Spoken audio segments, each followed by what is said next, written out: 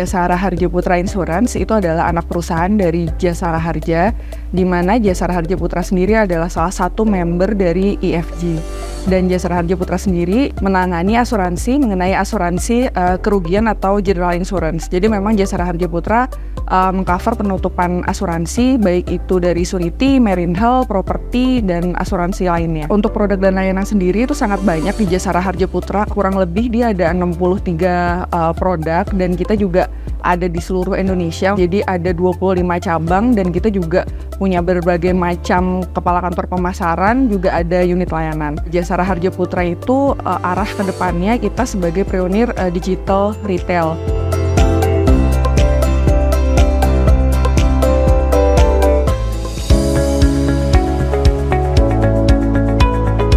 Untuk saat ini aset kami itu berada di seluruh wilayah ya. Kita ada 25 kantor cabang sama 25 kantor pemasaran serta 57 unit layanan.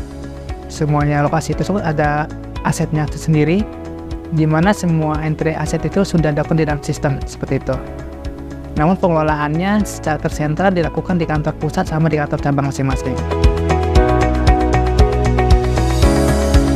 Tantangannya itu karena kami ini PIC aset di masing-masing cabang itu sering adanya rotasi, mutasi promosi pegawai, di mana saat ini dia PIC di kantor cabang A tiba-tiba dipromosi atau dimutasi ke wilayah lain, sehingga kami di kantor pusat perlu melakukan training ulang terhadap PIC yang baru ini.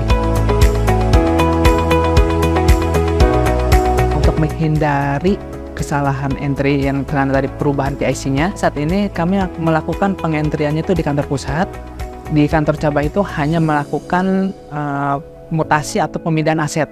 Apabila aset ini dipindah ke user yang lain, atau pindah lokasi, ataupun aset ini rusak, atau aset ini melakukan terjadi kehilangan atau kerusakan kondisi, misalkan dari daya baik menjadi rusak. Nah, tugas dari kantor cabang itu hanya itu sampai ke pelelangan atau penghapusan aset. Tapi untuk pengentrian itu tetap dilakukan di kantor pusat. Awal mula kami ini sudah melakukan sistem aset, cuman standalone, artinya tidak terintegrasi dengan data sistem yang di seluruh kantor cabang ya. Kami kesulitan pada saat membutuhkan data aset yang secara real time di masing-masing wilayah, di mana data itu kami butuhkan untuk pemenuhan asetnya. Misalkan cabang A isinya di data kami ada 10, ternyata secara real time hanya ada 5 karena kondisinya rusak, sehingga kami tidak bisa melakukan penggantian atas PC yang rusak tersebut. Tapi dengan digitalisasi ini sehingga datanya real time, kami bisa menganggarkan kebutuhan aset di masing-masing wilayah sesuai dengan kebutuhannya, atau lebih secara ini lebih tepat pemenuhannya seperti itu, sehingga tidak ada lagi namanya aset terlalu kebanyakan ataupun kekurangan. Dimana dengan dari sistem ini kami bisa mendapatkan report yang secara real time, dapat memenuhi kebutuhan user sesuai dengan kebutuhannya. Yang ketiga adalah kami dapat memberikan pelayanan yang maksimal terhadap karyawan. Walaupun kami sudah di luar garansi, tapi Gamada tetap mensupport ya apabila ada kebutuhan atau bug-bug minor atau ada perubahan sedikit, mereka tetap support seperti itu. Kalau di JRP itu proses procurement dimulai dari user terlebih dahulu. Jadi mereka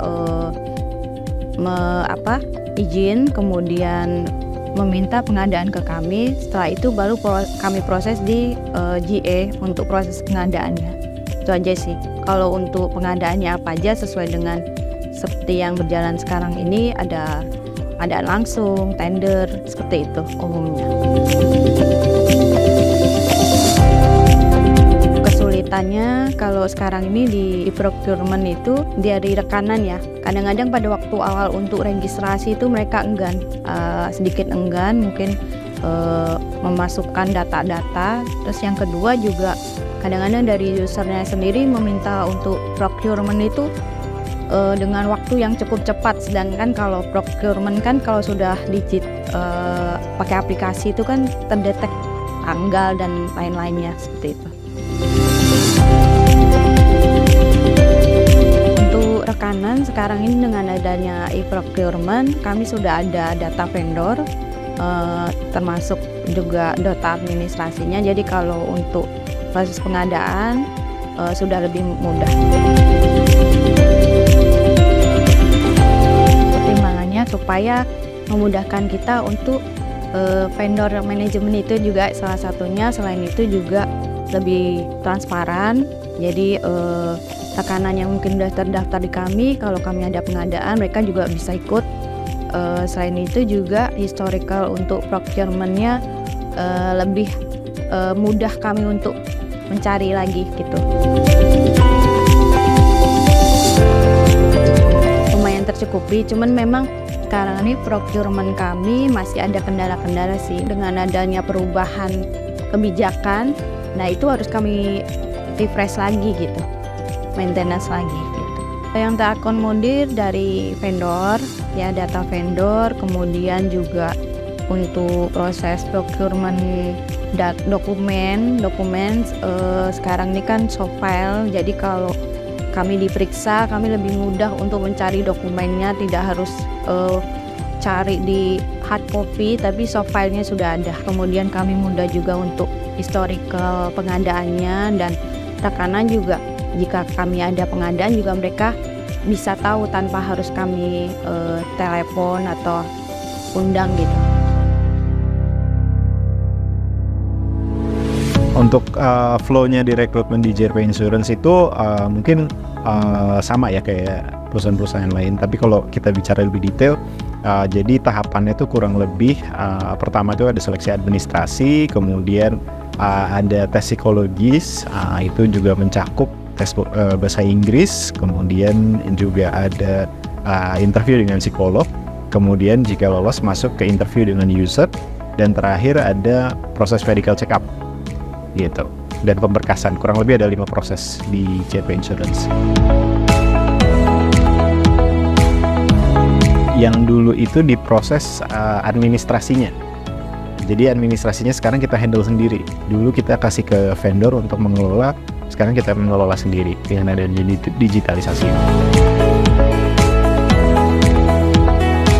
Kita tahu kalau sebelum digitalisasi ini kita pasti sangat kewalahan, karena yang kita tahu aplikasi itu atau aplikan itu masuk itu puluhan ribu.